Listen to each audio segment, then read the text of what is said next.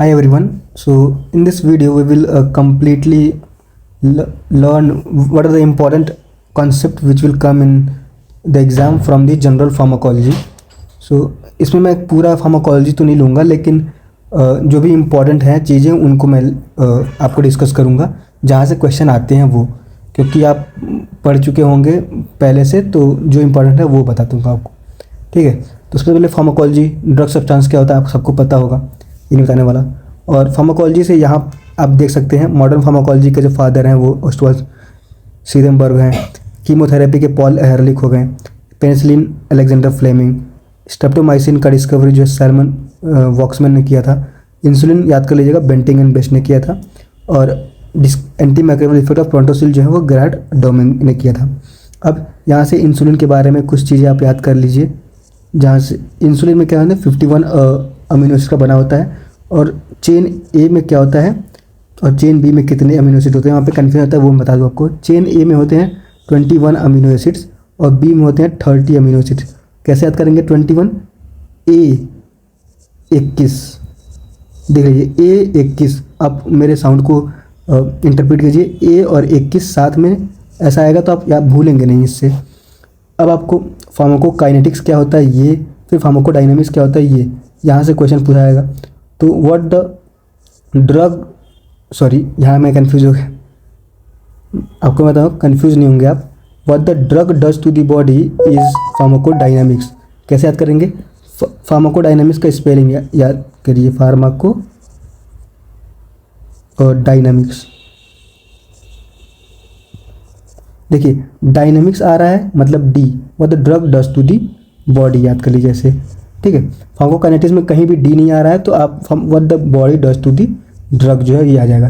Pharmacokinetics में क्या क्या आते हैं? एडीएमई आ जाएगा, आप अच्छे से एडीएमई को देख लीजिएगा।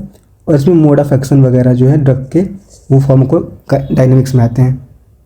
सॉरी अगर मैंने फार्माकोकाइनेटिक को डायनामिक्स बोल दिया हो। अब यहाँ से एक इम्पॉर्टेंट मेरे नोट्स में था तो मैं आपको बताना चाहूँगा कि ऐसे ड्रग्स जो कि G6 स्पीड डेफिशिएंसी पेशेंट होते हैं उसमें हीमोलाइसिस कॉज करते हैं, उनको कैसे याद करेंगे? तो इसका ट्रिक है INA can't deal situations like isoniazid, nalidixic और नाइट्रोफुरेंटोइन एंटी मलेरिया ड्रग्स जो भी हैं वो भी करती हैं। और ciprofloxacin, chloramphenicol, dapsone, sulphonamide and सल्फासालाजिन, ये सब जो ड्रग्स हैं वो कॉज करती हैं। ठीक है, और ये मैं बाद में ले लूँगा। अब हम लोग देखते हैं ये फार्माको पीके वैल्यू क्या होता है। पीके वैल्यू क्या होता है? PH eight which 50% of drug is ionised and 50% drug is जो है नॉन आयोनाइज होता है, उसे हम लोग पीके वैल्यू कहते हैं। ठीक है, अब अगर ड्रग आयोनाइज हो गई तो क्या होगा? अगर ड्रग आयोनाइज हो गई तो वो जो है वो हाइड्रोफिलिक हो जाएगी, हाइड्रोफिलिक, उसके एब्जॉर्प्शन में प्रॉब्लम होगी। अगर वो ड्रग अनआयनाइज्ड है तो वो क्या हो जाएगी? आपका हाइड्रोफोबिक ड्रग हो जाएगी, इजीली जो है वो एब्जॉर्ब हो जाएगी। यहाँ से याद कर लीजिएगा। Pharmacokinetic determines pK determines, sorry ये अलग है, pK determines the ionization state of the drug based on the surrounding pH.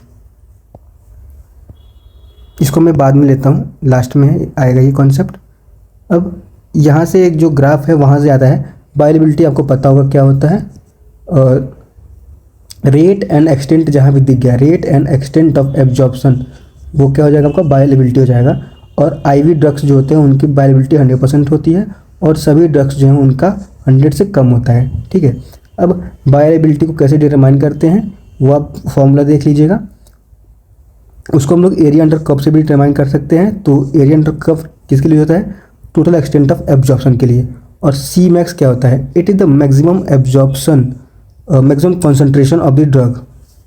ठीक है, और टी मैक्स, टी मतलब टाइम रेट, टाइम से आपका आ जाएगा रेट, तो रेट ऑफ एब्जॉर्प्शन को हम लोग क्या कहेंगे? टी मैक्स बोलेंगे। ठीक है, ये कॉन्सेंट्रेशन टाइम प्रोफाइल होता है, इसमें आप ये देख लीजिएगा। अब वॉल्यूम ऑफ डिस्ट्रीब्यूशन, यहाँ से क्वेश्चन आता है कि वॉल्यूम ऑफ डिस्ट्रीब्यूशन क्या होता है। उसके कुछ न्यूमेरिकल्स भी आते हैं जो कि बहुत ही सिंपल है। वॉल्यूम डिस्ट्रीब्यूशन क्या आता है? Drug total drug upon the drug in the plasma. तो आपको सिंपली वो ड्रग दिया रहेगा और कॉन्सेंट्रेशन भी दिया रहेगा, आप इसको जो है निकाल सकते हैं वॉल्यूम डिस्ट्रीब्यूशन क्या होगा।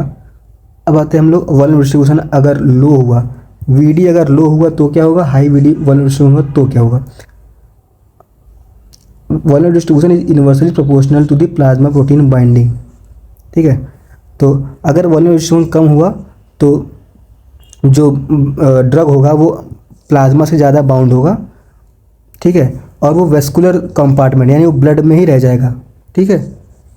लेकिन अगर वो वॉल्यूम डिस्ट्रीब्यूशन ज़्यादा है ड्रग का तो वो जो है सेक्यूस्टर्ड इन दी बॉडी टिश्यूज, ये एक स्पेशल टर्म आप सुने भी होंगे, मतलब वो बॉडी टिश्यूज में चला जाएगा, ठीक है, जो कि एक्स्ट्रा वेस्कुलर डिपोजिशन है, मतलब ब्लड में ना रह के वो बॉडी टिश्यूज में चला जाएगा, सेल्स में चला जाएगा, ठीक है।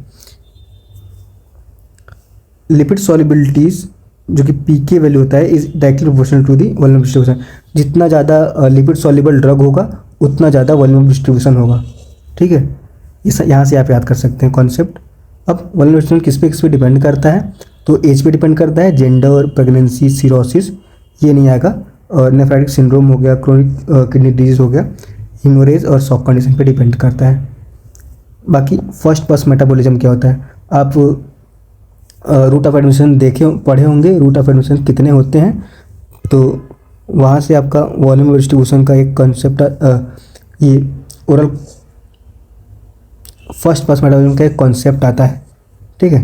तो जब भी हम लोग ड्रग लेते हैं तो वो स्टमक में जाता है, फिर वो पोर्टल वेन के थ्रू लीवर में जाता है, ठीक है, जहाँ पे उसका फर्स्ट पास मेटाबॉलिज्म होता है, जिसके कारण उसकी वायलेबिलिटी जो है वो कम हो जाती है, ठीक है, सिस्टमिक सर्कुलेशन में उसकी वायलेबिलिटी कम हो जाती है। ऐसे ड्रग्स जो कि high first pass metabolism show करते हैं उन्हें हम लोग ओरली नहीं दे सकते, क्यों, अगर हम लोग ओरली दे देंगे तो उनकी वायलेबिलिटी जो है कम हो जाएगी, और एट देन हम चाहते क्या हैं किसी ड्रग से, हम चाहते हैं उनकी वायलेबिलिटी जो है अच्छी रहे, ठीक है। तो लिग्नोकेन हो गया, फेंटानिल, ये एग्जाम्पल बहुत ही ज़्यादा इंपॉर्टेंट है, और कोई भी नेचुरल स्टेरॉइड्स हो गए जैसे कि hydrocortisone, aldosterone, estrogen, progesterone and testosterone जो है इनको हम लोग ओरली दे नहीं सकते हैं, ठीक है, क्यों, क्योंकि इनका हाई फर्स्ट पास मेटाबॉलिज्म होता है। सिंथेटिक ऑप्शंस हैं जैसे कि ओरल कॉन्ट्रासेप्टिव पिल्स जो हैं उनको हम लोग दे सकते हैं ओरली, क्योंकि वो सिंथेटिक हैं इसीलिए। अब यहाँ से इम्पॉर्टेंट कॉन्सेप्ट ये है कि फर्स्ट ऑर्डर काइनेटिक्स क्या होता है, सेकंड ऑर्डर काइनेटिक्स क्या होता है, आपको पता भी होगा। First order kinetic, F for first, F for fraction, तो आप ऐसे आपके लिए constant fraction of drug is eliminated, तो उसको हम लोग कहेंगे first order kinetics. Half life जो उसका कांस्टेंट होगा, बहुत से ड्रग्स पे ये एप्लीकेबल है, लेकिन जीरो ऑर्डर काइनेटिक्स में क्या होगा, कांस्टेंट अमाउंट ऑफ ड्रग जो है वो एलिमिनेट होगा। Half life is proportional to plasma concentration, ये प्लाज्मा कॉन्सेंट्रेशन से डायरेक्टली प्रोपोर्शनल होता है उसका half life. Applies to few drugs, कुछ ड्रग्स जैसे कि जीरो ड्रग को फॉलो करते हैं, जैसे कि वारफेरिन हो गया, heparin, alcohol, phenytoin, aspirin, theophylline and salicylin, ये एग्जाम्पल्स जो है बहुत ज़्यादा इंपॉर्टेंट है। डायरेक्ट आता है विच of the following will follow zero order kinetics, तो ऐसे आप याद कर सकते हैं इनको। आप ऐसे याद भी कर सकते हैं, POWER एक ट्रिक है, ऐसे याद कर सकते हैं। तो P फॉर हो जाएगा आपका फेनेटोइन, O फॉर अल्कोहल याद कर सकते हैं, W for warfarin, E for ethanol वही अल्कोहल हो गया, R फॉर हेपरिन वगैरह, ऐसे करके इसका एक ट्रिक है, 0 वाट पावर। अब ट्रांसडर्मल पैच, ऐसे ड्रग जिन्हें हम लोग ट्रांसडर्मली दे सकते हैं वो, तो प्रोमेथाजिन जो है उसको हम लोग ट्रांसडर्मली यूज नहीं कर सकते, लेकिन निकोटिनिक पैच जो होता है वो इसको स्मोकिंग सीजन के लिए यूज होता है। हायोसिन और सोपोलामिन जो है वो मोशन सिकनेस के लिए यूज होता है, वेरी इंपॉर्टेंट। नाइट्रेट्स का भी पैच आता है, नाइट्रेट्स यूजुअली हम लोग सबलिंगुअल देते हैं, लेकिन इसका पैच भी आता है एंजाइना अगर क्रोनिक है इसके लिए। सबलिंगुअल तब देंगे जब एक्यूट जो है वो एंजाइना हुआ तो। क्लोनिडीन का पैच जो आता है उसके लिए उसको हम लोग हाइपरटेंशन के लिए यूज़ करते हैं। रिवास्टिगमिन का पैच जो होगा उसको हम अल्जाइमर्स में यूज़ करेंगे। रोटिकोटीन का पार्किंसंस में यूज़ करेंगे, और एस्ट्रोजन और प्रोजेस्टेरॉन का HRT में यूज़ करेंगे, ठीक है। Now dosing calculation and formulas, कुछ फार्मूलाज हैं, कुछ डोजिंग कैलकुलेशन है जो कि इंपॉर्टेंट है। जैसे लोडिंग डोज है वो किस पे डिपेंड करता है, ये क्वेश्चन आता है। It depends on the volume of distribution, very important. Loading dose का जो फॉर्मूला होता है 1 distribution into the target concentration. Now maintenance dose क्या होता है, तो it depends on the clearance, ये क्लियरेंस पे डिपेंड करता है। Maintenance dose is equal to clearance into target concentration, कितना हमारा टारगेट कॉन्सेंट्रेशन है और क्लियरेंस का है, ये इस पे डिपेंड करता है, क्लियरेंस पे। ये आपको इंपॉर्टेंट है, याद करना है। हाफ लाइफ जो होता है वो क्या होता है 0.693 into V D volume distribution upon the clearance. तो हाफ लाइफ डायरेक्टली प्रोपोर्शनल है वॉल्यूम डिस्ट्रीब्यूशन के और इन्वर्सली प्रोपोर्शनल है क्लियरेंस के। अब ये जो कॉन्सेप्ट है कि अगर मान लीजिए पूछ दिया कि which of the following drugs we can do hydrolysis, sorry hemodialysis हम लोग किस ड्रग का कर सकते हैं। तो ऐसे ड्रग्स जो हमारे ब्लड में रहेंगे उन्हीं का तो हीमोडायलिसिस करेंगे। अगर वो सेल्स में चले गए तो उनका हम लोग हीमोडायलिसिस करेंगे तो वो बाहर थोड़ी निकल पाएंगे। तो efficacy depends on the volume distribution, अगर उनका वॉल्यूम डिस्ट्रीब्यूशन कम है तो हम लोग डायलिसिस कर सकते हैं, जैसे कि बार्बिचुरेट हो गया, लिथियम, अल्कोहल, एस्पिरिन, सैलिसाइलेट और थियोफाइलिन।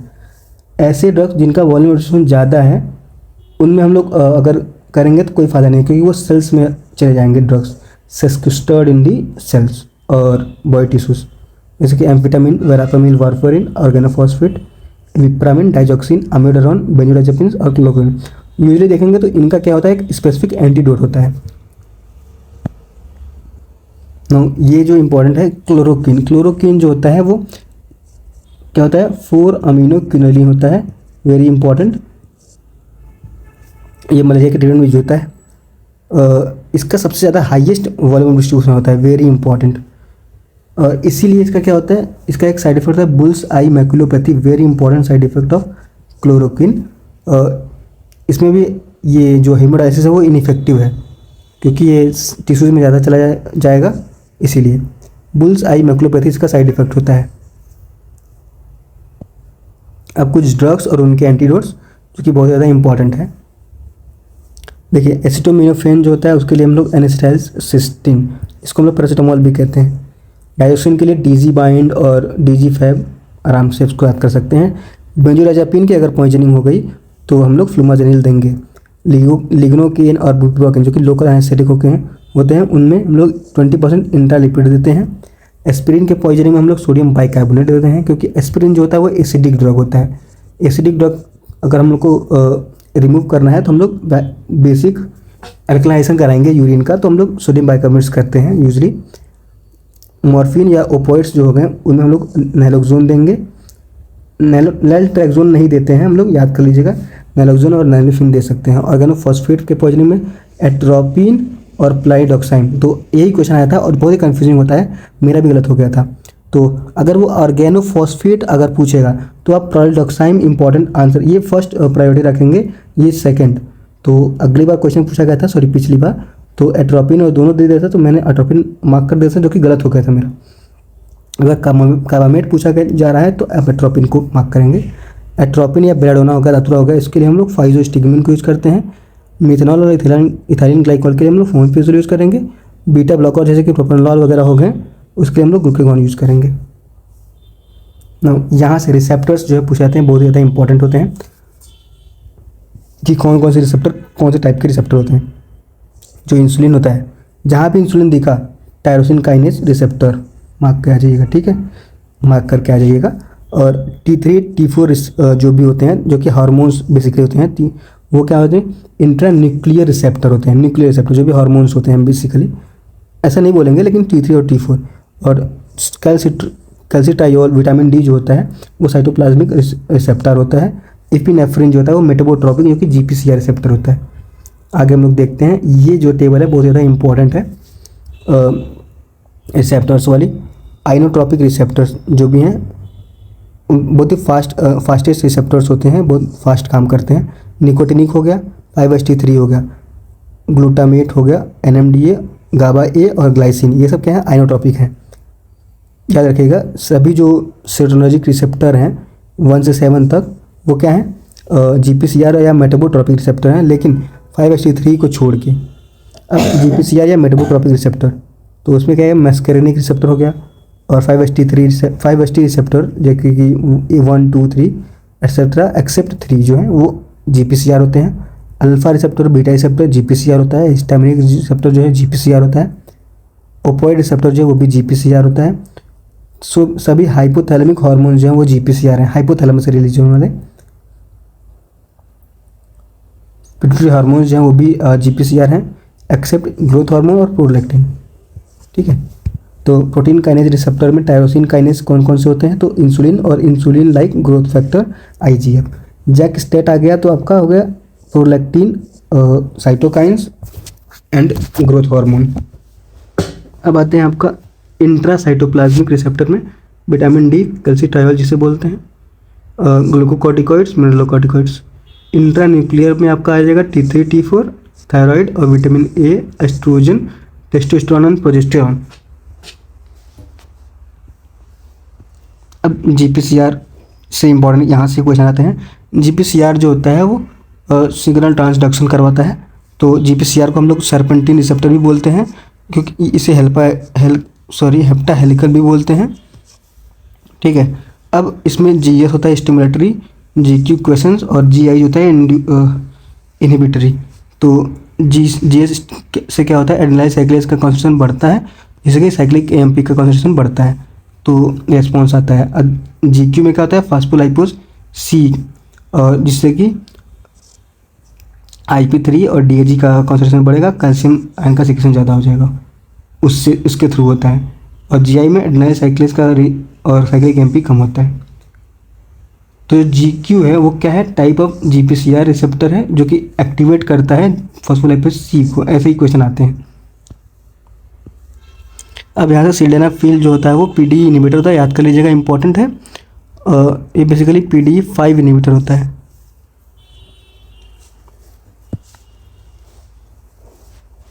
ये ग्राफ तो उससे वैसे पूछा नहीं जाएगा, लेकिन इसके डेफिनेशंस आ सकते हैं।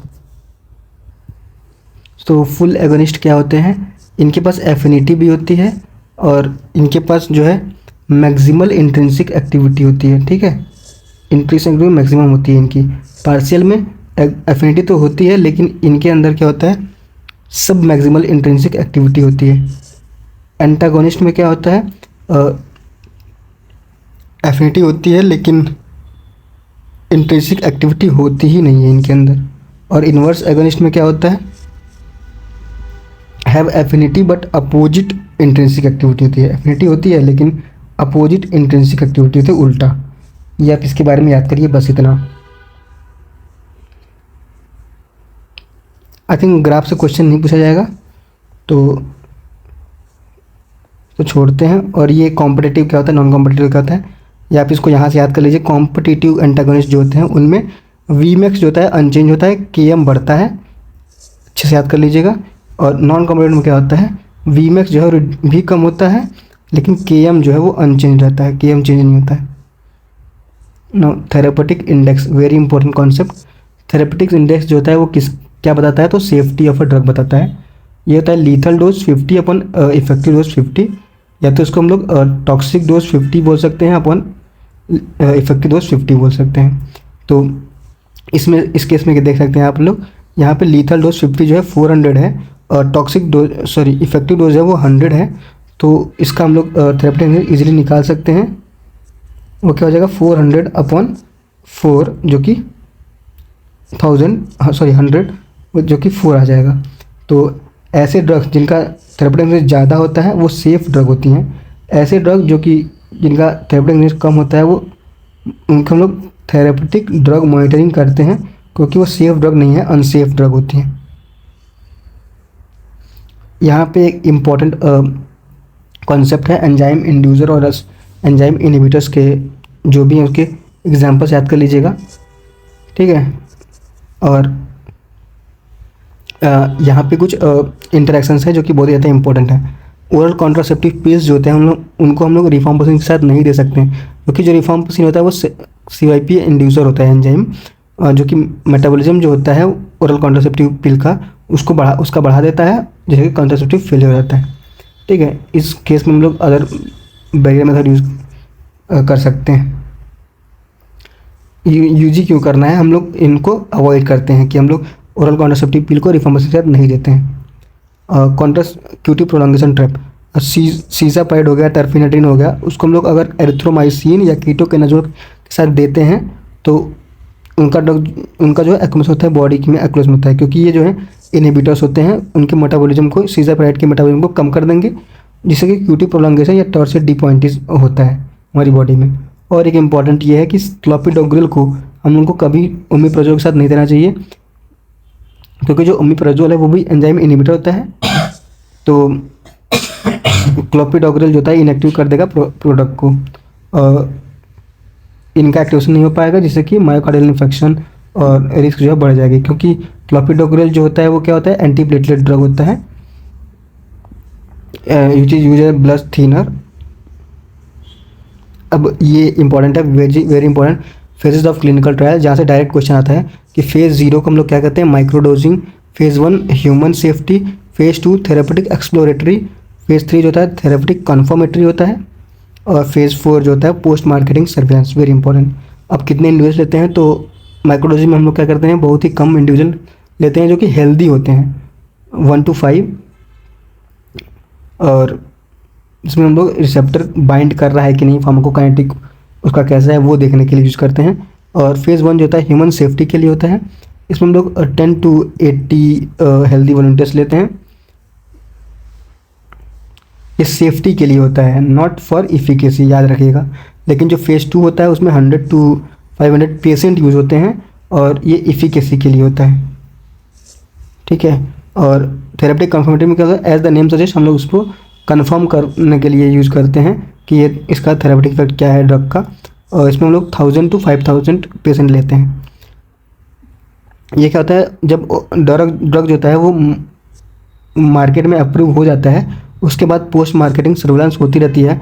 अगर कोई भी एडवर्स इफेक्ट आता है मार्केट से, वो ड्रग जो है विदड्रॉ हो जाती है, उसका बैन हो जाता है ड्रग का, ठीक है ना। यहाँ से कुछ इंपॉर्टेंट कॉन्सेप्ट है। ऑर्फन ड्रग क्या होता है, तो ऐसे ड्रग जो कि रेयर डिजीज़ के लिए होता है उसे हम लोग ऑर्फन ड्रग कहते हैं। रेयर डिजीज़ जो होते हैं 1 in 5 lakhs, बहुत ही ज़्यादा पॉपुलेशन में एक लोगों को ही होता है, ठीक है। अब आता है इसेंशियल ड्रग्स क्या होते हैं, ऐसे ड्रग जो कि हाईली प्रीवलेंट डिजीज़ के लिए होता है, जहाँ पे आपको दिख गया for priority health care need, वहाँ आप मार्क कर दीजिएगा इसेंशियल ड्रग, ठीक है। सिंगल टैबलेट यूजुअली जो इनका कॉम्बिनेशन नहीं हम लोग यूज़ करते हैं, सिंगल टैबलेट में ही होते हैं। अब आते हैं प्लेसिबो ड्रग्स। प्लेसिबो ड्रग्स क्या होते हैं, ये ड्रमी ड्रग्स होते हैं जिनके पास कोई भी एक्टिव केमिकल्स नहीं होता है, ठीक है। अगर हम लोग को कंपैरेटिव स्टडी करनी है तो हम लोग इसको यूज़ कर सकते हैं क्लिनिकल ट्रायल्स में। अगर हमको कंपैरेटिव स्टडी करनी है तो प्लेसिबो ड्रग हम लोग यूज़ करते हैं। अब आता है आपका एक्सपायर्ड ड्रग्स। एक्सपायर्ड ड्रग्स आपको पता ही होगा, जब ड्रग जो है एक्सपायर हो जाती हैं कुछ सर्टेन टाइम के बाद, वही एक्सपायर्ड ड्रग ये भी है। अच्छा, यहाँ से केमिस्ट शॉप कौन खोल सकता है, तो ऐसे रजिस्टर्ड फार्मासिस्ट जो है केमिस्ट शॉप खोल सकते हैं। कोई भी MBBS MD PhD जो है ना वो नहीं खोल सकता ना। ये जो है बहुत ही ज़्यादा इंपॉर्टेंट पॉइंट है, यहाँ पे डायरेक्ट क्वेश्चन है इनके साइड इफ़ेक्ट्स से ड्रग के। तो जो फेनेटोइन होता है वो क्लेफ्ट पैलेट कॉज करता है, ठीक है, और ये absolutely contraindicated in the pregnancy. In drug को हम लोग कैटेगरी X ड्रग बोलते हैं, जो कि प्रेगनेंसी में कॉन्ट्राइंडिकेटेड होती हैं। और इससे वेलप्रोएट हो गया या मिथोट्रेक्सेट हो गए, ये क्या करते हैं, न्यूरल ट्यूब डिफेक्ट कॉज करते हैं, ठीक है। और वेलप्रोएट का जो न्यूरल ट्यूब डिफेक्ट होता है उसको हम लोग ठीक करने के लिए फॉलिक एसिड देते हैं। यही क्वेश्चन जो है पूछा गया था CUT PG में लास्ट ईयर। थाइरोडोमाइड जो होता है वो फोकोमिलिया जो है वो कॉज करता है, जिसमें हम लोग जो बच्चा होता है वो शॉर्ट लिम्स हो जाते हैं उनके अंदर पैदा होता है। तो कार्बिमाजोल जो होता है वो ए प्लास्टिक क्यूटिस कॉज करता है। Lithium, very important, lithium Epstein anomaly cause करता है। आप इसको अभी याद भी कर सकते हैं, अभी एप्स्टीन फाइल्स चल ही रहा है तो आप लिथियम को जो है ऐसे याद कोरिलेट करके याद कर सकते हैं। लिथियम कॉजेज एप्स्टीन एनोमली, ठीक है। एस इनहिबिटर्स जो कि रीनल एजेनेसिस करवाते हैं, उनको भी हम लोग नहीं दे सकते हैं प्रेगनेंसी में। वारफेरिन कॉन्ड्रोडिस्पेसिया कराता है, और टेट्रासाइक्लिन बोन या टीथ डिफेक्ट करते हैं, तो इसलिए हम लोग नहीं दे सकते।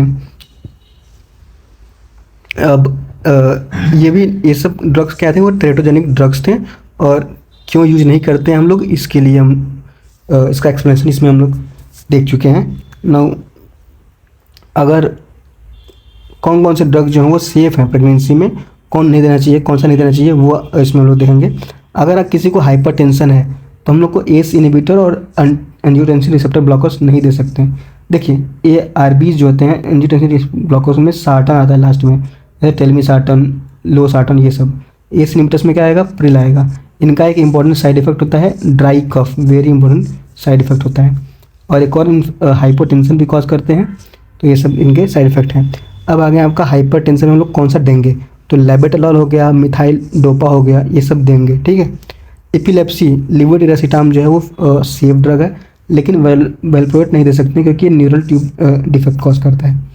बाइपोलर डिसऑर्डर है किसी को तो हम लोग एंटीसाइकोटिक्स दे सकते हैं, लेकिन लिथियम नहीं दे सकते, कॉन्ट्राइंडिकेटेड है। ये क्या करता है आप कमेंट में बताएंगे, अभी मैं बताया हूँ पहले। हाइपरथायराइडिज्म जो होता है वो अगर फर्स्ट ट्राइमेस्टर है तो हम लोग प्रोपाइल थायरोसिल दे सकते हैं, सेकेंड या थर्ड ट्राइमेस्टर में हम लोग कार्बेंडाजोल भी दे सकते हैं। एंटीकोगुलेंट जो कि हेपरिन यूज़ करते हैं, क्यों, क्योंकि ये प्लेसेंटा को क्रॉस नहीं करता है, लेकिन वारफरिन हम लोग नहीं दे सकते। वारफरिन का साइड इफेक्ट आप बता दीजिए क्या होता है, तो कॉन्ड्रोडिस्प्लेसिया पंक्चुएटा होता है, पंक्टेटा। अब हम लोग देखते हैं ड्रग्स, शेड्यूल जी आपको पता ही होगा। ड्रग जो कि अंडर मेडिकल सुपरविजन में दिए जाते हैं उनको हम लोग शेड्यूल जी बोलते हैं। एच ड्रग क्या होते हैं, जो कि प्रेस्क्रिप्शन ड्रग होते हैं, ठीक है। और शेड्यूल एक्स ड्रग जो होते हैं वो जैसे कि नार्कोटिक्स हो गए, साइकोट्रॉपिक सब्सटेंस जो कि हाई एडिक्शन पोटेंशियल इनके अंदर होता है, वो जो है शेड्यूल एक्स ड्रग होते हैं, जैसे कि कीटामाइन हो गया, मॉर्फिन और बार्बिचुरेट्स। बस इतना इम्पोर्टेंट था, बाकी आप अपना नोट्स रेफ़र कर सकते हैं, रिवाइज कर सकते हैं, और जहाँ जहाँ मैंने इंपॉर्टेंट पॉइंट बताया है वो आप इसको रिवाइज जरूर करिए। और ये एक इम्पॉर्टेंट है वो मैं बता देता हूँ आपको, एडवर्स इफेक्ट, यहाँ से डायरेक्ट क्वेश्चन मिलते हैं। तो कोई भी अनडिजायरेबल या अनवांटेड इफेक्ट जो होता है उसको हम लोग एडवर्स इफेक्ट कहते हैं।